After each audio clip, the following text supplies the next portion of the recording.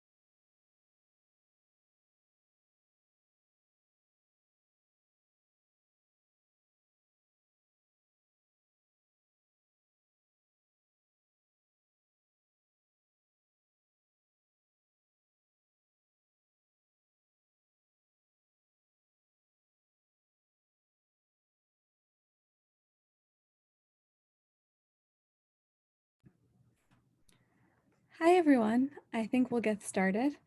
My name is Sara Wolkenfeld. I'm Sefaria's Chief Learning Officer, and I'm excited to be here with all of you today with some colleagues who will introduce themselves shortly. I've been with Sefaria pretty much since the beginning, but I've only been in Daf Yomi more than out of it since the beginning of this cycle, though I've always been in and out. And I'm really excited to finish Eruvin with all of you today, whether you're finishing Eruvin with us for the first time or not for the first time, or you're in the Daf Yomi Curious category. We're happy to see you here, and we're happy to get to learn these last few pieces of Eruvin with you. And I'm going to ask Hannah to introduce herself as well. Hi, I'm Hannah. For those of you on Instagram, I'm at Daf Yomi Adventures. For those of you not, you should go follow me. But I am a part of Pardes's Center for Jewish Educators. And I've been doing Daf Yomi since this new cycle started in January, and it's really been an amazing time learning and just developing my skills in Talmud, and I'm so glad to be here to share what I've learned throughout this tractate with all of you. Amazing. And we're so grateful to Hannah for reaching out and telling us that she was a big fan of Daf Yomi and also a fan of Sefaria's, and giving us this opportunity to learn together. So there's a source sheet that's already been shared in the chat with you. And Lizzie's here also. Lizzie, you want to wave? And Lizzie's going to make sure that everything we need is in the chat, and that if you have any questions, you can reach out in chat and ask her. And we'll be pausing a couple times to get any questions or feedback from the group that Lizzie will share. And please feel free to let us know that you're here, where you're joining us from, what your relationship is with Daf Yomi. We're excited to hear from everybody. I'm going to start by sharing my screen. And you already have the link to this sheet in the chat, so you can go ahead and pull it up as well. So we're really happy to be here with you today. And one of the things that I'll start with is just to say that Sefaria makes Daf Yomi learning accessible in a lot of ways. And one of the fun things for me, Hannah mentioned some of the excitement that's been there for her in joining the Daf Yomi cycle. I think that it's always about the Gemara itself, but one of the really fun things as well has been watching Sefaria's journey in this Daf Yomi process. This is the first cycle of the Daf Yomi that we kicked off, having the entire Talmud in English and adding the punctuation as we went along. So Masechet by Masechet, tractate by tractate. And if you go on there today, pretty sure, I think I checked last night, you'll see that Psachim, which is the next tractate, is now fully available with Nikud, with vowels, as well as not, if you prefer it that way. And of course, the Talmud is also linked to all of the other connections in our database, such as commentaries, Tanakh references. And that, for me, has been a really fun thing about learning Sefaria, learning Daf Yomi on Sefaria, being able to grab all those links whenever I want them. So here's a little picture of Sefaria's calendar section on our text page. So anytime you're in that home view on Sefaria looking at the different texts, you can see Daf Yomi. Okay, this is from a couple of days ago, but today it would say 105, but you can always find the Daf Yomi piece there and just click on it and it'll take you right to the Daf. And it's a great way to learn the Daf and to join with the many people who have been learning the Daf with us on Sefaria. So that's a new tradition around learning the Daf. I wanted to mention that celebrating the completion of a tractate is actually a really old tradition dating back to Talmudic times. And Hannah, you weren't with us for the last Siyum, or I don't know, maybe you were on Facebook Live.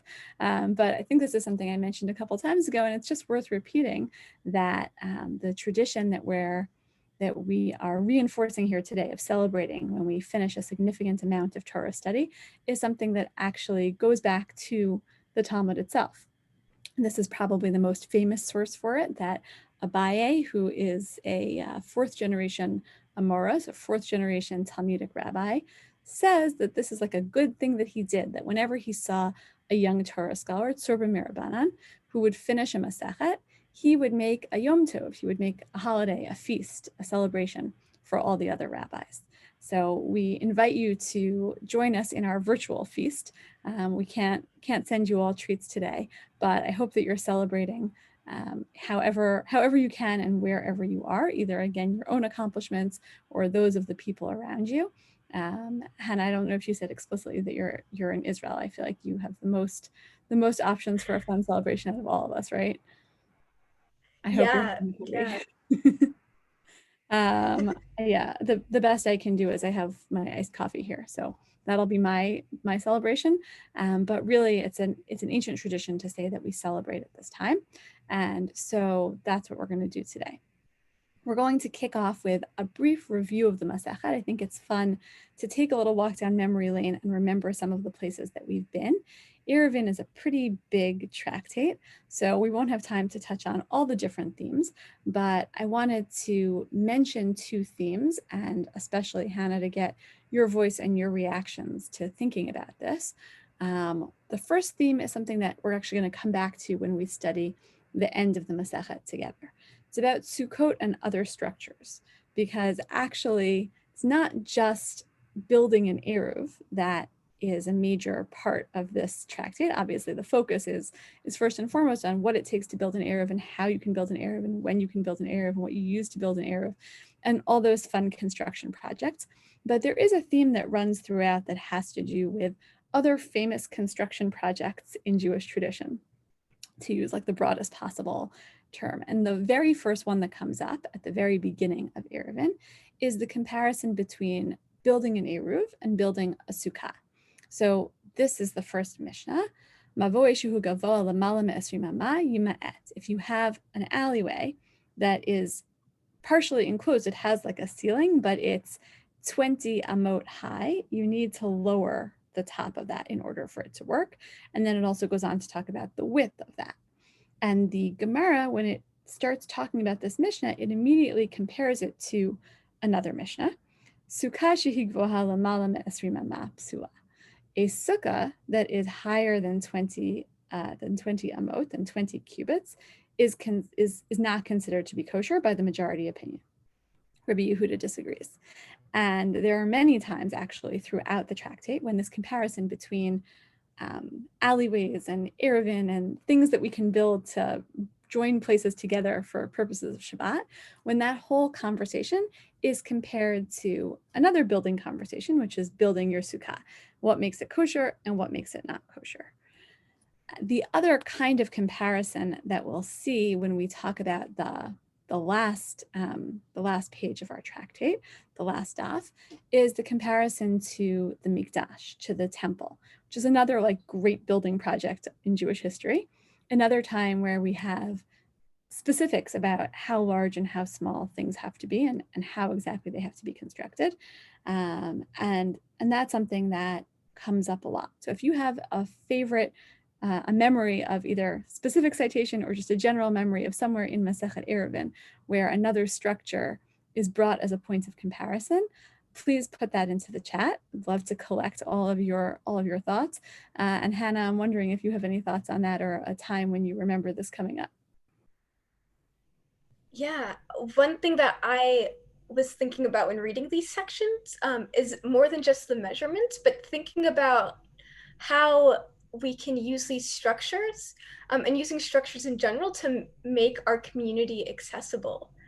So I know one thing that I thought about is when we're building our community sukkah at home is making sure that everyone is able to come and partake. And this year with COVID, with Pardes, we set up a whole spreadsheet of when people could come to different sukkahs. So even if you weren't necessarily able to build your own, right, we created a framework to allow for everyone to come and to benefit and to celebrate.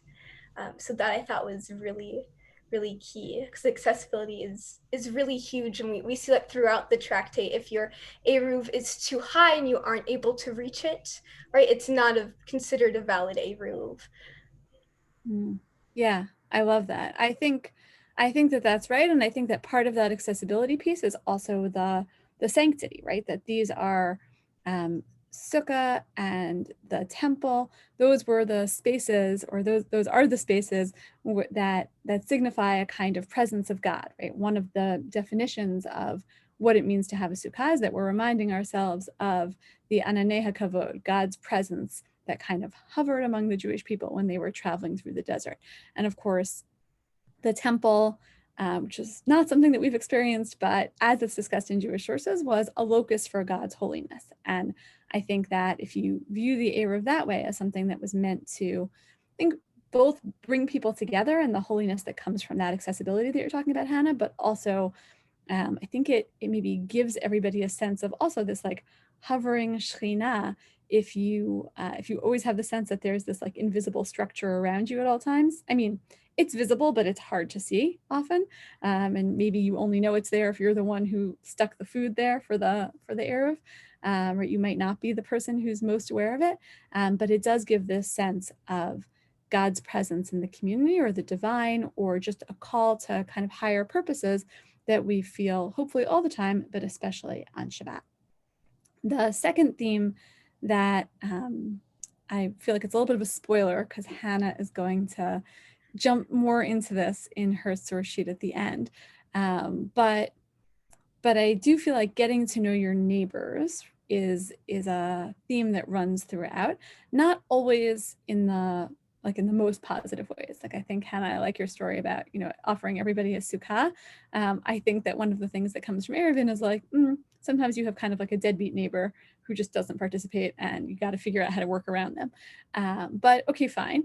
In the rosiest possible view of this, you're getting to know different people, and you're getting to know them in different ways, because sometimes it's about their journey outside the allotted space on Shabbat, and sometimes it's about how to include them in the Eruv, and sometimes it's about the food that they would contribute, and all different kinds of partnerships that can make them part of the Eruv. So I really like this little piece from kind of midway through the tractate. Amar Rabbi Eli, Vishlosha Dvarim Adam Mikar. There are three ways that you get to know a person: v'koso, v'kiso, v'kaaso. It's fun in English too, but it's more fun in Hebrew because the words have this kind of alliterative way that they sound. V'koso, v'kiso, v'kaaso. You get to know a person through their cup, through their pocket, and through their anger. So in other words, the way a person behaves when they're drunk, the way a person behaves financially, their financial dealings, and the way they behave when they're angry. Those are the three best ways to get to know somebody. Va'amrilai af b'sachako. And some people say it's also through their laughter that you get to know them. And there is this sense, I think, throughout Masechet Eruvin that, again, it is about getting to know your neighbors. If you want to make an Eruv in your courtyard and you have other people living in that courtyard, so you're going to have to knock on their doors. And if you want to have a Eruv in your mavoi, in your alleyway, you're going to have to get to know all your neighbors, right? Casting the net a little farther. And when you figure out how far you can travel outside the city on Shabbat, you have to figure out what are the parameters of the city, who's in and who's out. And maybe through that process, you do get to know them in all of these ways. I do think, like you said, Hannah, that it's interesting to think about this, especially in COVID times when like maybe door knocking isn't how we would most get to know people. But I still think it's interesting, this sense that when you want to join together for this kind of Shabbat protective activity, you're going to need to get to know the individuals. And I think the other source that speaks to this is maybe the most classic source on Eruv. Again, kind of a spoiler for Hannah's class, but it says Hamakpid al Eruvo, ein Eruvo Eruv. If you're too particular about your Eruv, that other people not eating or drinking from the food you contributed, then it's not even a valid Eruv. Mashmo Eruv Shemo. The whole thing is called an Eruv. The whole point is to mix, is to mingle with other people. You can't go to a potluck and be like, nobody's allowed to eat my food. You kind of miss the point. And so the point of this is, it's an Eruv. We're getting together. We're joining together over this particular food. And so I can't be particular about it. I'm curious to have everybody else put in the chat if there were other moments in Masechet Eruvin that you think speak to this theme. I have a few contenders in mind. And Hannah, what else would you tell us about this source, which I know was one of your favorites too? Yeah. So one thing I just found to be very meaningful and speaking to me is this idea, right, that Eruv is really all about connections, right? We're not just connecting so that we can carry, right? But as I'll talk about more when we get to the source sheet, to my source sheet, is that an Eruv is really about connecting us in community. And what does that mean when we have to incorporate food and incorporate maybe someone who we don't know so well? How we can make sure that the people we're joining with are trustworthy and responsible, and that we know that they'll be beneficial to our Eruv and to our community. And what happens if that's not always the case, right? Um, so really this idea of joining and mutual responsibility is so key when we're thinking about how we're able to use our partnerships and create authentic relationships and spaces to build a community that can really stand the test of time. Yeah, it's so funny that you say that, because I think, when you start with this, so this is like, this happens on page like Daf, Memtet, so really like a pretty good ways into the Masechet. And I think that's so typical of the Talmud, that on the one hand, I think you're right. Like there is this theme of connection and inclusivity, but if you're like, to get there, you have to power through, daf after daf of like trying to figure out like how the circumference of a circle is affected if you square it, and things like that. I don't even think I said that right, but right, you have to figure out all these math calculations in order to get to this point of realizing that connection. I think that actually, like as I think about it, it goes back to the theme of structures, that we're not the kind of religion that's just like, yeah, like build something that can fit everybody, or like build something that you think is good for this purpose. That's not how the Talmud is. It's like, no, we're going to tell you exactly how to do it so that it is perfectly optimized for the purpose. And it's about carrying, it's about this, and it's about that. And you have to kind of hold on for these little gems, right? You have to work your way through. And then you finally get to, oh yeah, because actually the word Eruv itself signifies that larger purpose that you've been talking about. And I think that that's really true. And really a fun thing about making it through Eruvin is to be able to reflect back on these themes and realize that they were there all along, even as we look through those very minute calculations. Math is not my favorite, so those were challenging for me. But I feel like passages like this were kind of the reward. I want to use these themes then as a lens to look at the very end of the Masechet.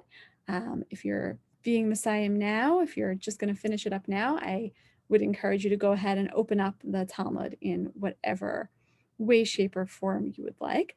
I'm going to actually click on the source in the source sheet to see it in context. So while everybody is opening up their own text if they want to, I'll pause and see if we have any questions from our Facebook audience.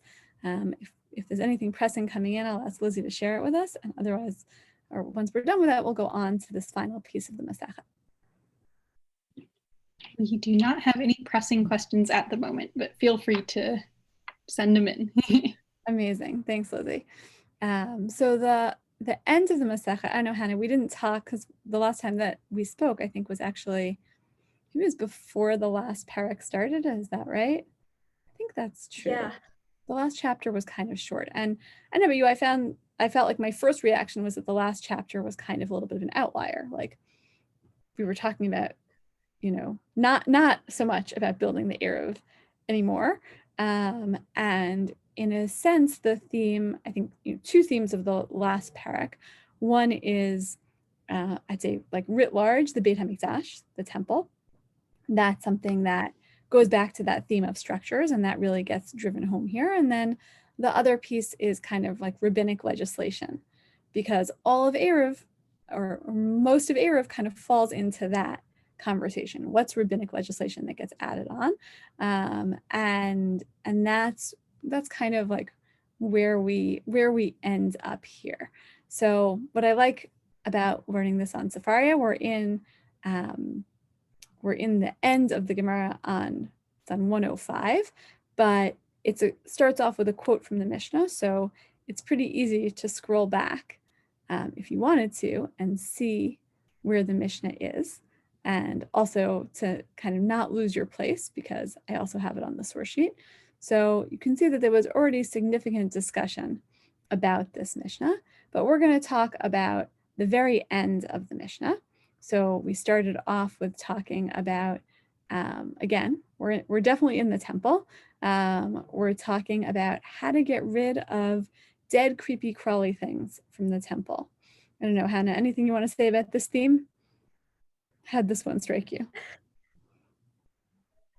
Well, as you mentioned before, with this idea of the temple, and both the temple and the Eruv representing this level of sanctity, right? The rabbis give us all these mishnayot and this framework to kind of remind us where we sometimes have to draw those lines of what we can and can't do. Right? Sometimes when we're with a community, we want to just be able to do everything, but we need to be able to take that step back and recognize, okay, there are times where these actions are okay, but other times when maybe they're prohibited. And finding that balance of, well, when can I do certain things to support my community, and when is there a time where doing such an action would actually hinder or detract from what my community is trying to do. That's really interesting. Yeah, I hear that, and I think that I think this is maybe a good example because it's one of those really like mundane things that you could feel like, oh, like who cares, right? Like on some level, who cares? The English translation here, the Steinsaltz translation, the translation that comes from Rabbi Adin Steinsaltz of blessed memory, who passed away not that long ago, gives you some clues because it links to the verses in Leviticus that tell you exactly which kinds of creepy crawly things, reptiles and rodents, are not allowed to be in the Beit HaMikdash. And if you read up on that, then you'll kind of get a sense of why it's a big deal. But otherwise, like, yeah, it would be one of those things that's like, but we're having a community celebration. Why do I care if there's like a dead creepy crawly thing in my space? So this Mishnah presumes that you do care and talks about how you might remove it. And the very end of the Mishnah, Rabbi Shimon says, "Makom shehitiru lecha chachamim, mishalcha natnu lecha." Whenever the rabbis permit something, at least in this context, mishalcha natnu lech, they're giving it to you from within your own context. Shelo hitiru lecha ela mishum shvut. They're only giving you permission to do things that were prohibited in the first place because of what's called shvut, because of rabbinic categories of prohibited things. In other words, when you make the rules, then you get to decide when to break the rules. And you don't get to maybe break someone else's rules. Maybe, Hannah, I feel myself sort of instinctively framing this in the terms that you were using. And maybe this is also about community norms and community boundaries. When you set the rules, you get to break them. You don't get to break other people's rules, or you don't get to break divine rules, but you do have flexibility and leeway within the rules that you set up. So that's the last section of the Mishnah, which again, now the Gemara is going to discuss in some length. So here we go. Rabbi Shimon Hecha Kai. Where is Rabbi Shimon? Literally, like, where is he standing? What's he thinking about when he is making this statement? Because it seems like a more sweeping statement and not just about the specific circumstance in this Mishnah. And the response is Hatam Kai Ditznan Mishech Shichutz Tzchum Afilu Amachat Lo Yikanes. If you've been with us throughout, if you've been with Daf Yomi throughout, this might sound familiar to you. He's actually thinking about a mission that we learned earlier. If it gets dark when you are outside of the tchum, the amount of space that you're allowed to travel on Shabbat, or the distance that you're allowed to travel on Shabbat, you can't come in. You can't even come 1 cubit in. Cubit is about an arm's length, so you really can't move. You're kind of stuck. Rabbi Shimon Omer afilu chamesh esrei ama yikanes. But Rabbi Shimon in that Mishnah there, again earlier in the tractate, says no, you can move even 15 amot, even 15 cubits, lefi she'ein hameshuchot mematzin hamidot mipnei hatuim, because basically we're not so exact when we make our tchum measurements. When we measure from the edge of the city 2,000 amot outwards, we're not so exact mipnei hatuim because we know people are going to mess up a little and you have a better translation of that, Hannah, like because of those who err.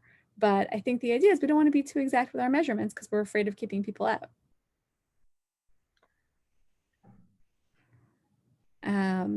So that's their assessment of what Rabbi Shimon is thinking about. Because yeah, the first Tana, the first opinion in that Mishnah says you can't even move, and Rabbi Shimon's like, no.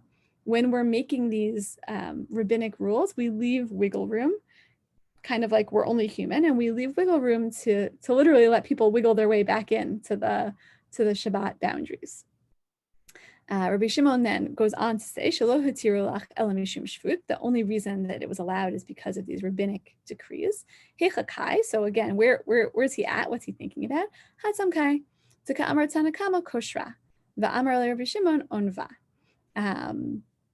What he's thinking about when he says this is a couple of Mishnayot ago. Maybe it was just the one before. I don't know. Hannah, let me know if you remember. It was definitely in this chapter, I think, where a string of a musical instrument breaks in the temple on Shabbat.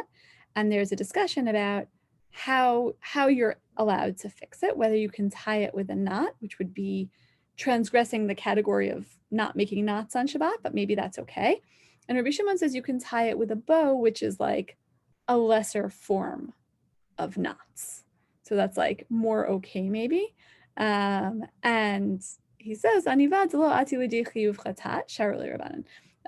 bow which isn't going to reach the threshold of transgressing the Torah level prohibition, that's okay. The rabbis are like, that's fine. You can transgress our prohibition. You just, again, the rules that we make, we can let you break. But an actual knot, we wouldn't permit that because that's actually a prohibition that involves a Torah decree. And that is the end of the Masechet. Hadran alacha motzeh tefillin uslik ala Masechet Eruvin. Mazal tov, everybody. We finished the Masechet. Again, ending off with this piece about the temple and really, I think, and Hannah, I'm curious if you want to say a few words about how this fits into your the theme you were talking about earlier about inclusivity, but really focusing on like the rabbinic nature of all of these laws as opposed to a Torah lens on them.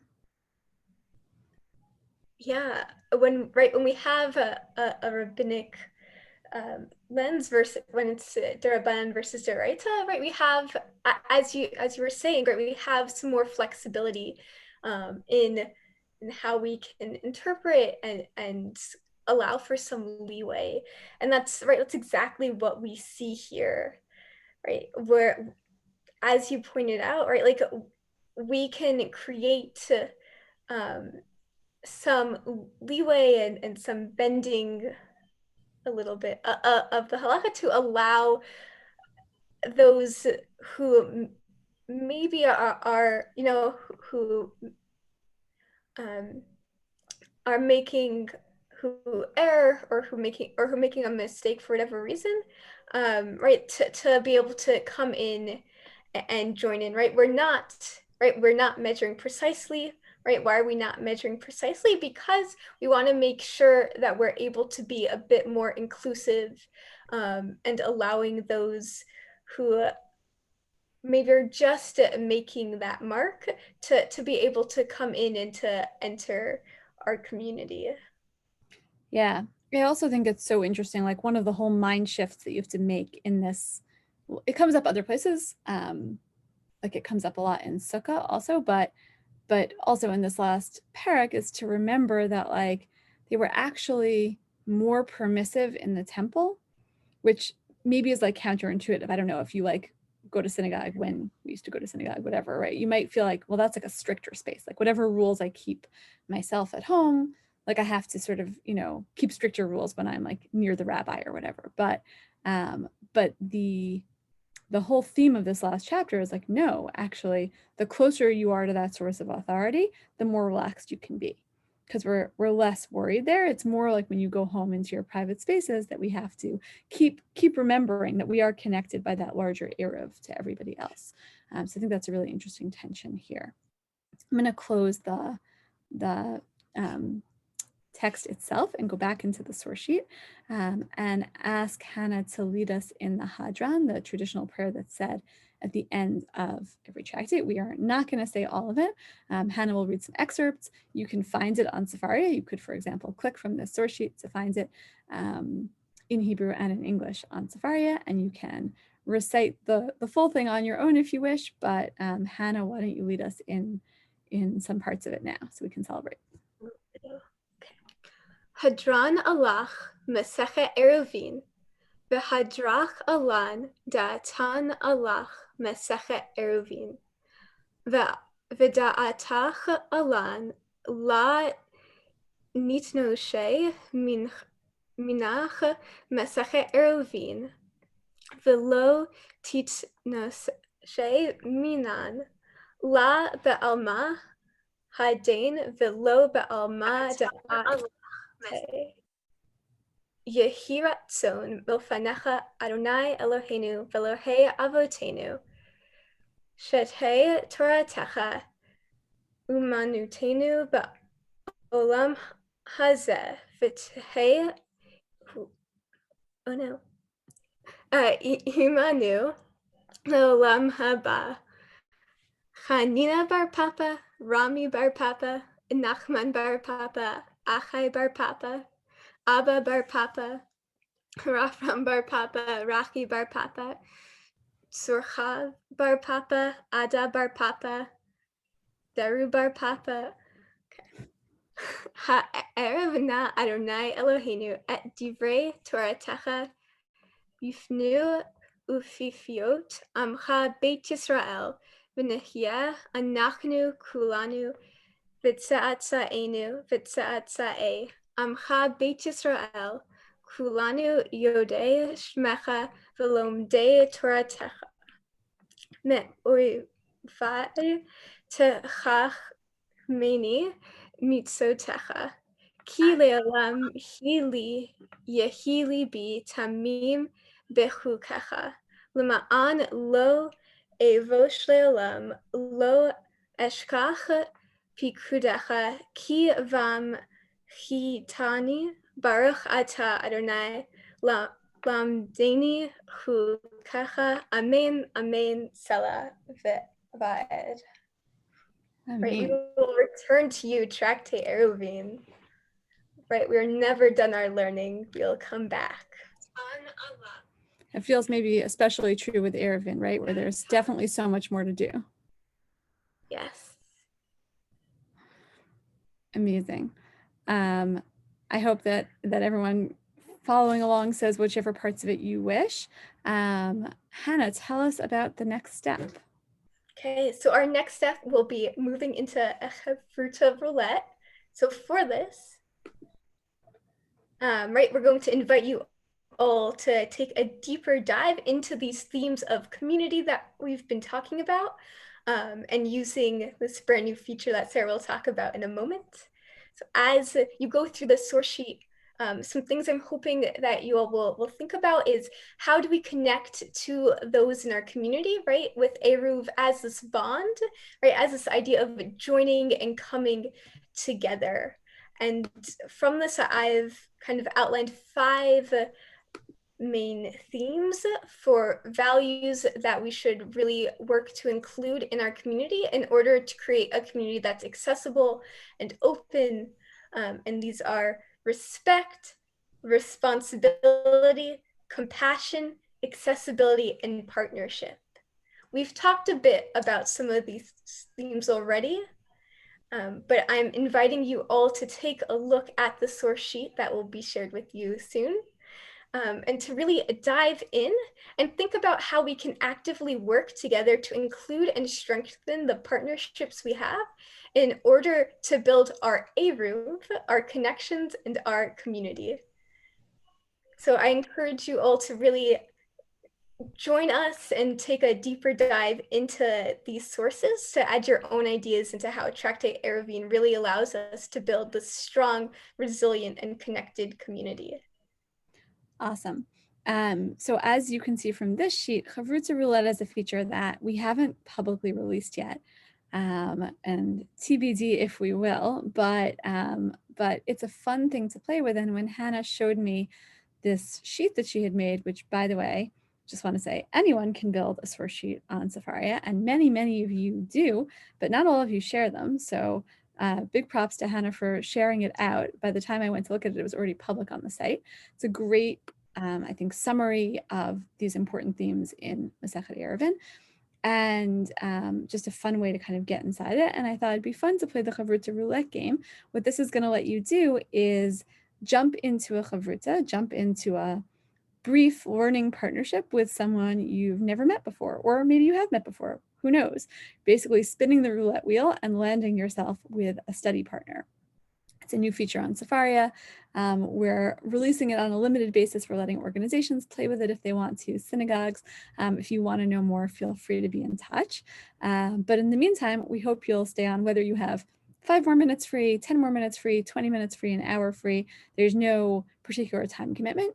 You can also learn for a while with one partner and then click the next person and see if you want to go on to another learning partner. But Lizzie's going to put up that link. And what you're going to need to do is close out of the Zoom. This is a different video conferencing technology, so it doesn't play super nicely with Zoom. So close out of Zoom, or no, I'm in Zoom. I have to close out of Zoom, but you're on Facebook Live. So you can close the Facebook Live. There won't be anything more to see there. And click on this link, and it will take you both to Hannah's source sheet as well as to a video chat with another person. If you don't see someone right away, you can refresh the page or click the new Chavruta button. Either way, the page will refresh. I have no idea how many people will join, so I can't tell you for sure if there's going to be an even number or an odd number. That's part of the Chavruta roulette fun and uncertainty. You might have to wait a few minutes or try a few times before you get someone. And I wish you happy and productive learning. And as Hannah said when she read the Hadran, we pray that Ha'arevna, we pray that Torah is sweet in our mouths. So this is a sweet new way of encountering Torah through our Chavruta roulette. I hope you'll all have a lot of fun. And Lizzie, I'm assuming you're sharing that link and everyone can say goodbye and jump in, right? Yes, the link is now in the chat and we hope that you enjoy. Amazing. Thanks, guys. Thank you, Hannah. Maybe I'll see you in Chavruta. Thank you. Yeah. Bye. Bye-bye.